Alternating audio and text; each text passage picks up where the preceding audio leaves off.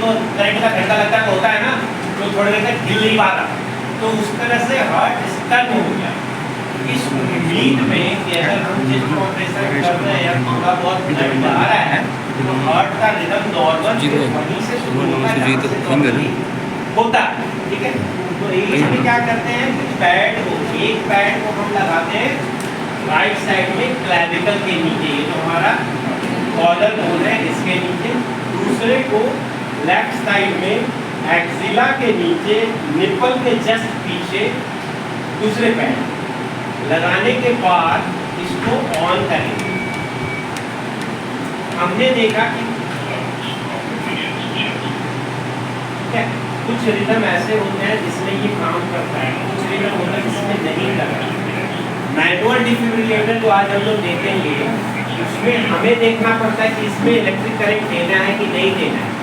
ये ऑटोमेटेड है, ये खुद डिसाइड करेगा कि इसमें हमें डिफिब्रिलेट करना है कि नहीं करना।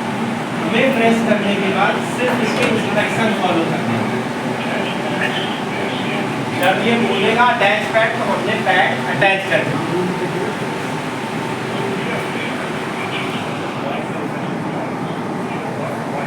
जब ये बोलेगा कि रेडी फॉर शॉक तो उस समय ना तो कोई चेस्ट कंप्रेशन करेगा ना कोई विक्टिम को टच करेगा, और ये टीम शॉक वाला बटन दबाएगा।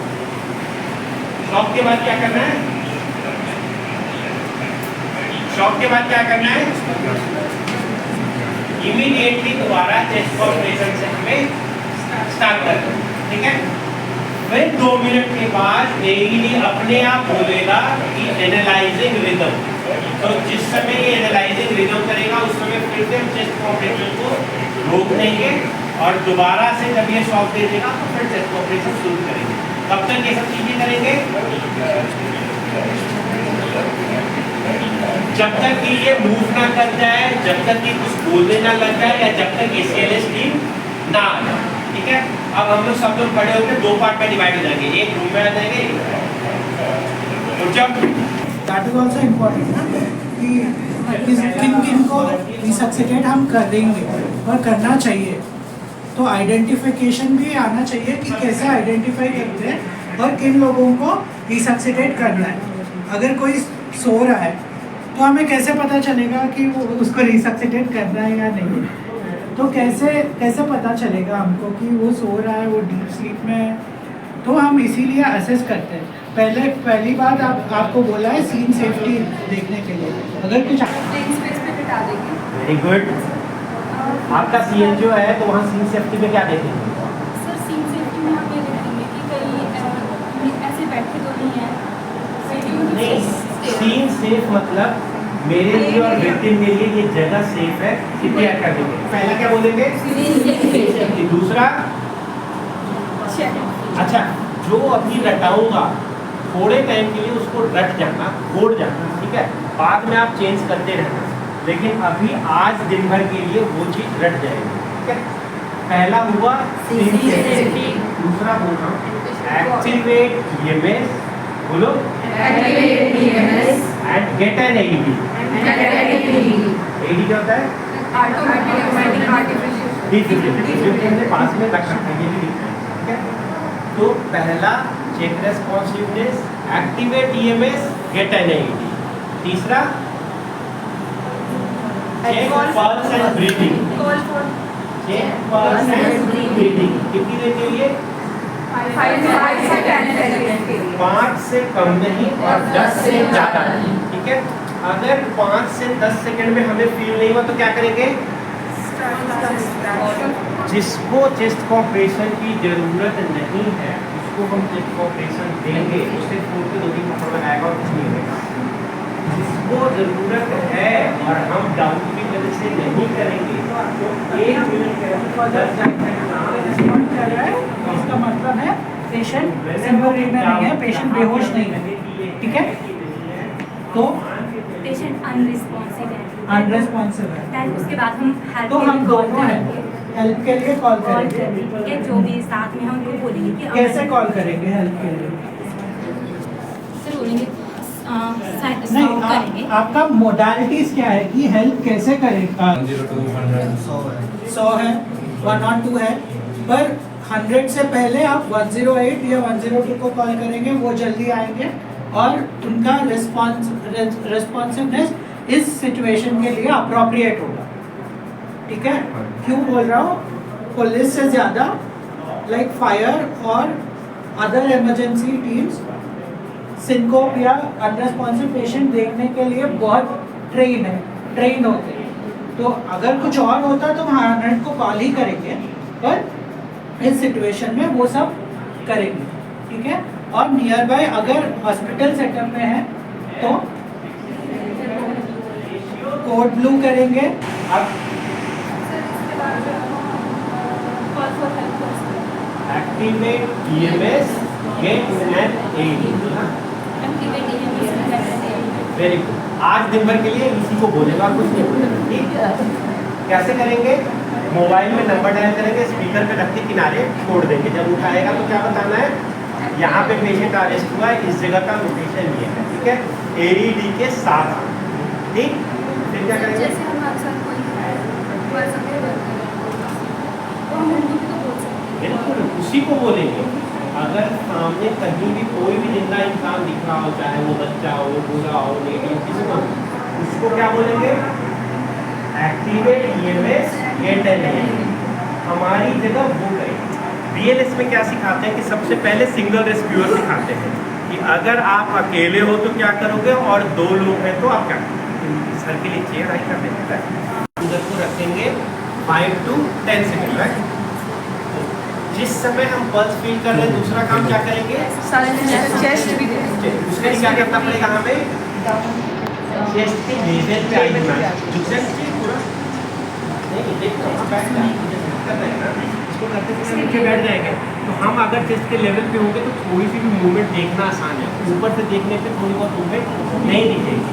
तो जितनी देर हम पल्स चेक कर रहे हैं उतनी देर हम चेस्ट का मूवमेंट देख रहे हैं। कितनी देर के लिए? 5 to 10 सेकेंड। अगर 10 सेकेंड में नहीं है फिर क्या करेंगे? करते हैं?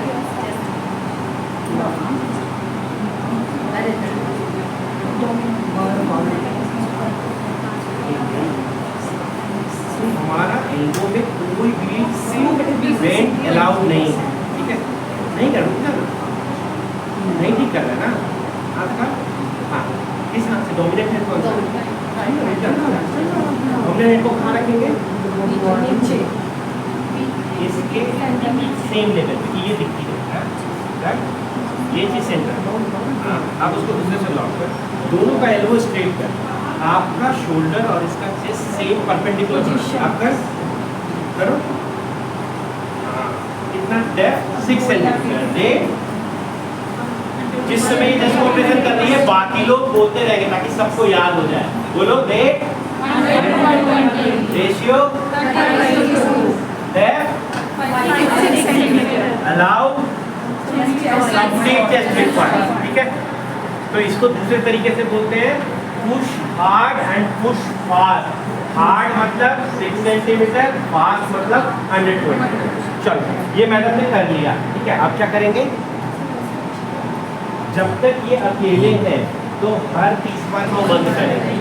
माउथ से देंगे तो नोज को बेंच करेंगे। अगर मास्क होगा तो माउथ टू मास्क। हाँ, तो अभी तक जब तक हमारे पास मास्क नहीं था तो हम क्या कर रहे थे? एंड टिल्ट और चेस्ट लेफ्ट या जॉ थ्रस्ट। जॉ थ्रस्ट कैसे करते हैं? ये हमारा जो हड्डी जा रही है पीछे, ये सब लोग अपना अपना फील करेंगे।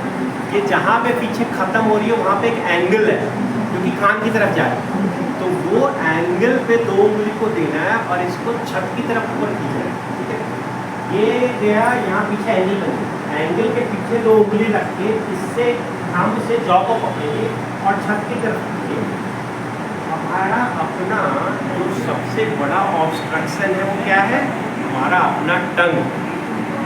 जो मोटे लोग होते हैं जिनका गर्दन मोटा होता है, खराटे ज़बरदस्त मारते हैं, वो इसीलिए मारते हैं कि हमारा सोने पे टंग पीछे फॉल कर जाता है, गिर जाता है। ठीक है, ये जॉ थ्रस्ट और हेड चेंज क्या करता है? टंग को मसल के साथ बाहर करता है जिससे कि हमारा एयर वे खुल जाए और हम जो सांस ले रहे हैं वो मरीज तक पहुंच जाए, जिससे कहते हैं विजिबल चेस्ट राइज। अगर एक्टिव लिफ्ट और जॉ थ्रस्ट देने से हमें वेंटिलेट हो जा रहा है मास्क, इसके आगे हमें कुछ भी नहीं सोचना है, ठीक है। एक बार BLS करा दूँ, इसके बाद क्योंकि आप लोग सब हॉस्पिटल एम्प्लॉय हो, थोड़े से ACLS वाला पार्ट भी मैं कर लूँगा। मुझे लगा अगर सब लोग नॉन मेडिकल होते तो सिर्फ BLS कर जाते, लेकिन अगर आप लोग हॉस्पिटल एम्प्लॉय तो थोड़ा सा ACLS देखेंगे, ठीक है। लेकिन पहले सब लोग एक बार BLS करेंगे फिर। तो अब मैडम आपको दिखाएंगे ये क्या है, क्या है अमृत का full form? Artificial manual breathing unit, ठीक है। ये एक इंसान के लिए नहीं है, अन्य समझे नहीं। इसको पकड़ने के लिए एक बंदा और दबाने के लिए दूसरा बंदा, ठीक है। हम क्या करेंगे कि मास्क को होल्ड करना पहले सीखेंगे कि मास्क को कैसे पकड़ते हैं, फिर इसको कॉम्प्रेस करना है। कितना कॉम्प्रेस करना है, इस पर लिखा होता है कि ये कितना इसकी कैपेसिटी है। एक एडल्ट व्यक्ति में कितना एयर चाहिए, हमने भी क्लास में देखा था 8 to 10 ml पर डे।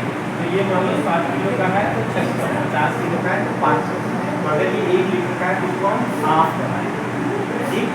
अगर हमारा दबाने पे फिंगर टच कर जा रहा है इसका मतलब हम इसको पूरा दबा रहे हैं। अगर हाफ टच कर रहा है तो 500 जा रहा है।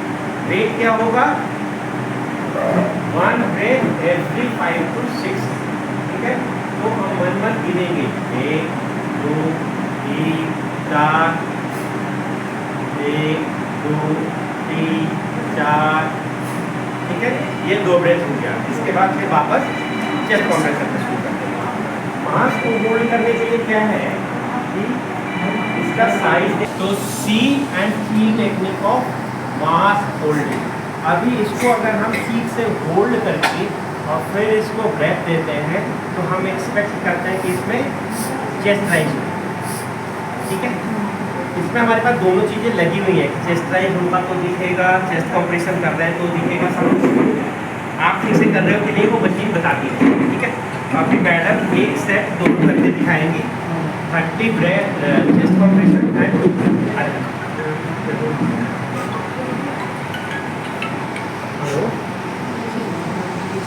एल्बो में कोई भी बेंड होगा तो आप जल्दी हाथ रख जाए, हाँ ठीक है। फास्ट 1 सेकंड में 2 बार, 2 बार। अच्छा, जब 2 लोग आएंगे तो जो चेस्ट कॉम्प्रेशन करता होगा वो बोलता रहेगा 1 2 3 4, क्यों?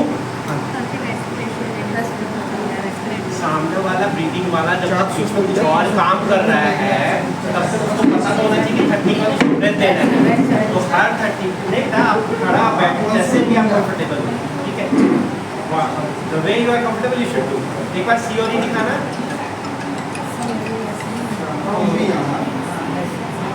आगे चलिए पूरे में। अब ये इसको किया है तो सी क्या करेगा, मास्क को फेस में दबाएगा और ई जॉ थ्रस्ट करेगा, ठीक है। अब अगर तो इसको पकड़ लिए, ये नहीं, एक आदमी से नॉर्मली नहीं होता तो दूसरा कोई अभी आपके पास 2 बनता है तभी आप कंट्रोल चला सकते हैं। दोनों हाथ से सी और ई करना, हाँ उससे भी बोलता जैसे इससे क्या वैसे इससे क्या इसमें हम हाँ दोनों हाथ से, हाँ आप लिफ्ट कर जो आप ज़्यादा अच्छा हो रहा है, ठीक है। तो अगर हम जॉ थ्रस्ट अच्छे से देंगे तो पेट में हवा कम और चेस्ट में ज़्यादा जाएगा। कितनी बार देना है, 2 टाइम। देते समय क्या बोलेंगे, 1 breath over 1 second, just visible chest rise। Second volunteer, second volunteer, चलो वॉलंटियर नहीं आएगा तो एक साइड से शुरू करो। हाँ आ जाओ मैडम, ठीक है। कहाँ काम करते हो? अरे वाह बढ़िया। तो कैसे पेशेंट देखते हो ज़्यादा?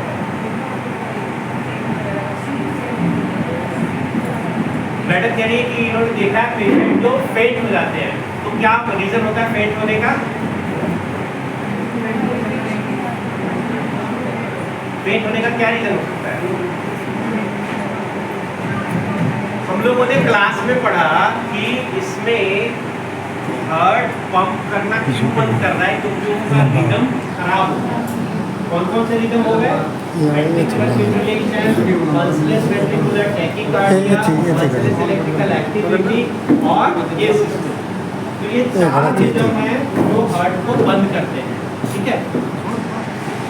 इन चारों रिदम में जो वेंट्रिकुलर फिब्रिलेशन है वो एक ऐसा रिदम है जिसको कि अगर आप टाइम रहते आपने डिफिब्रिलेशन दे दिया है, एईडी दे दिया, तो वो बंदा बच जाएगा, उठ के बैठ जाएगा।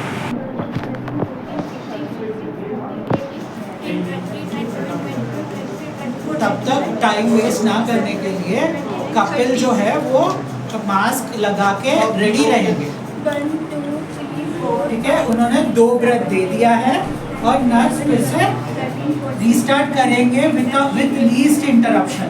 इंटरप्शन जितना लंबा होगा आपका पूरा साइकिल जो है जो आपने प्रीवियसली दिया है वो बेकार जाएगा। एक ही बंदा कंटिन्यूसली नहीं दे सकता है, ठीक है। एक ही बंदा कंटिन्यूसली नहीं दे पाएगा, इसीलिए अपना एनर्जी कंजर्व करने के लिए अपना चेस्ट का वेट इस्तेमाल कर सकते हैं कंप्रेशन देने के लिए, ठीक है। ये तो 10 साइकिल्स कंप्रेशन कर लेंगे, ठीक है, 10-15 वैसे, पर कंटिन्यूसली भी नहीं करना है, ठीक है। अब 5 अगर 2-3 रेस्पॉन्डर्स है तो साइकिल कंप्रेशन का इफेक्टिवनेस भी चला जाता है। क्या हुआ? आ गया सर, ठंडा हो गया। आपको कैसा पता चला? हाँ ओके, मैं आ गया। मैं इतना जल्दी नहीं आ रहा, मैं दिल्ली में रहता हूँ तो टाइम लगेगा मुझे आने के लिए। सर आ गए, सर हम एक रूम में रहते हैं। वो ऑटोमेटिक सिस्टम है, स्पेशली एयरपोर्ट्स में। जब नेक्स्ट टाइम आप एयरपोर्ट जाओगे आप अच्छे कोई भी मना नहीं करेगा बोलने के लिए एडी कहा है, वो नहीं बोलेंगे कि आपको क्या जरूरत है, ठीक है। वो पक्का बोलेंगे कि एईडी कहाँ पे है, वो डायरेक्ट करेंगे और हर जगह पे लिखा होता है कि AED is available at here, ठीक है। नेक्स्ट फायर स्टेशन में हो सकता है, फायर स्टेशन में भी एईडी हो सकता है, ठीक है। ऐसे करके ऊपर ऐसे करके जो टूटी रहा और है, मूवमेंट कंधे भी होगी, शोल्डर कर लेगा हाँ जो टूट रहा है। और थोड़ा सा पीछे इसको, बाजू को इसको रख पीछे यार, हाँ कर कर कर।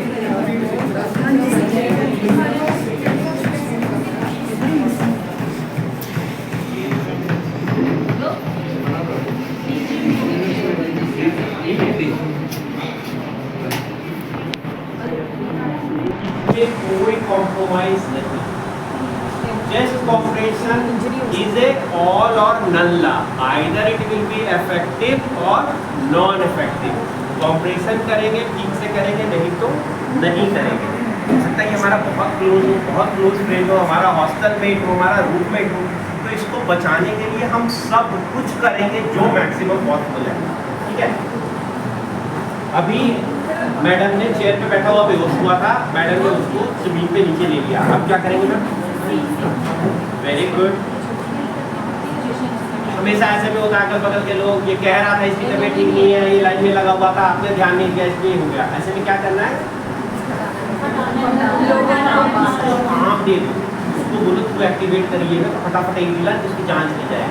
जो ज़्यादा शोर मचा रहा हो उसको कोई काम बता दो ताकि उस काम पे लग जाए, शोर कम मचाए, ठीक है। तो जो बंदा है उसको यूज करेंगे। आज से तो एक्टिवेट नहीं है, मैं कहने देंगे। अगर 20-25 लोग हैं तो या तो आप रूम का गेट बंद करो या उनको बोलो कि आप बाहर जाओ, एक आदमी छोड़ो, ठीक है। फिर नहीं, उससे पहले कैसे अभी मैं करो ठीक है। अब दे दिया, फिर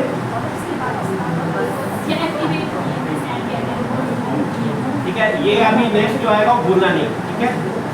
ये सबको रट के जाना है। फिर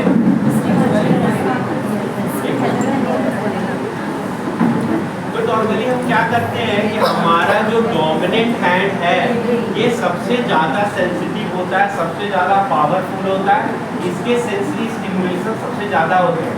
तो हम हर चीज़ के लिए, चेस्ट कंप्रेशन के लिए, पल्स फील करने के लिए, सब चीज़ के लिए अपना डोमिनेंट हैंड यूज़ करेंगे ताकि मैक्सिमम चांस हो सही पता चले। ठीक है, कितनी देर में देखोगे मैम? 500 सेकंड। ठीक है। अच्छा, क्या होता है कि जब हमारे पास में जैसे किसी पेशेंट को हम सपोज वार्ड में या एचपीयू में बहुत टाइम से देख रहे हैं, हमारा लगाव हो जाता है या हमारा रिलेटिव है या पुराना कोई पेशेंट है, तो वैसे में हमारा सिम्पैथेटिक स्टिमुलेशन खूब सारा बढ़ जाता है, हमारा बीपी बढ़ जाता है, हमारा हार्ट रेट बढ़ जाता है। तो हमें ये फील नहीं होता कि ये पेशेंट का पल्स है कि हमारा अपना पल्स हमें फील हो रहा है या हमें पाल्पिटेशन हो रहा है। वैसे में क्या करेंगे, अगर हमें डाउट है कि ये पल्स मरीज का है या मेरा है तो उसमें क्या करेंगे? तो मैंने कहा कि ये हम ये मान के चलते हैं हम अकेले हैं, जब तक कि हम एक्टिवेट ये नहीं करके नहीं दूसरी साइड को या दूसरे हैंड से करते हैं। नहीं, जहाँ भी डाउट हो चेस्ट कंप्रेशन शुरू कर देंगे, ना तो किसी दूसरे को देखने को बोलेंगे ना हम दोबारा देखेंगे। Every second matter. 1 मिनट के नुकसान में इसका जिंदा रहने का चांस 10% कम हो जा रहा है। दोबारा नहीं देखेंगे, ज़्यादा से ज़्यादा क्या होगा, उसमें होगा उठ के बैठ जाएगा, गालियाँ निकालेगा, बच नहीं जाएगा। ठीक है,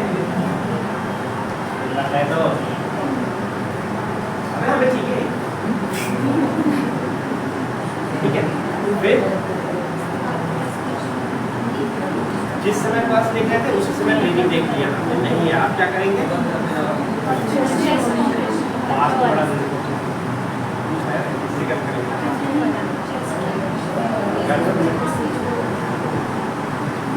अब आप लोग देखना सही कर रही है कि नहीं। आप स्ट्रेट करने दो बेचारी को पहले।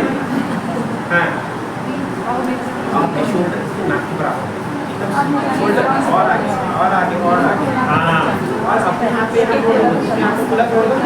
हाँ, आप दोनों हाथ से ताकत लगाओ। आपकी जो प्रेशर होएगा वो शोल्डर और कमर से होएगा। अगर आप इसको ठीक कर रहे हो तो आप इसको करते करते नॉर्मल काउंट कर सकते हो, 1 2 3। अगर आप नहीं से कर रहे हो तो आप बोल नहीं पाओगे, आपका सारा प्रेशर वहीं लग जाएगा। बोलना क्यों जरूरी है? रेस्पिरेशन देने वाले को पता चलेगा कि अब वो ब्रीदिंग के लिए तैयार है। आप अकेले हो तो आप बोलो ना बोलो कोई फर्क नहीं पड़ता, मन में काउंट कर लो ताकि सर्दी के बाद आप 2 दे सको। तो अभी इन्होंने ठीक किया।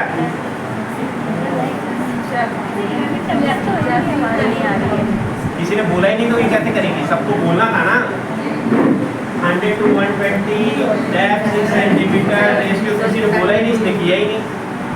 चलिए एक बार आप बोलेंगे। हाँ हाँ, 6 सेंटीमीटर तक ना, 6 सेंटीमीटर कितना करता है? अच्छा, इसमें जैसे अगर हम नहीं नाप सकते, एक मिनट साइड देना मैम, एक मिनट साइड देना। तो अगर इसको हम नाप नहीं सकते कि ये 6 सेंटीमीटर कहाँ है, तो इसका पूरा जो है उसका 1/3 दबना चाहिए। ठीक है, तो जिसमें पेशेंट का चेस्ट का जो डायमीटर है, जितना थिकनेस है, उसका 1/3 दबना चाहिए, तो हम हार्ट को प्रेशर दे पाएंगे। तो ये हमेशा ये यहाँ पे यहाँ पे ये कंप्रेशन वाला है, ये 5 सेंटीमीटर, ये 6 सेंटीमीटर। ये रेड वाला अगर यहाँ आ रहा है तो आप सही कर रहे हैं, एकदम सेकंड कर रहा जब इसको दबाते हैं ना, ये देखिए रेड वाला आ रहा है ना, तो जो भी आगे से करेगा वो अपना खुद से चेक करके करेगा कि मैं ठीक कर रहा हूँ कि नहीं। तो ये जब भी जा रहा है तो 50 से नीचे जाना चाहिए। ये देखिए, ये अगर ग्रीन में आ रहा है मतलब सही कर रहे हैं। ठीक है, अब करना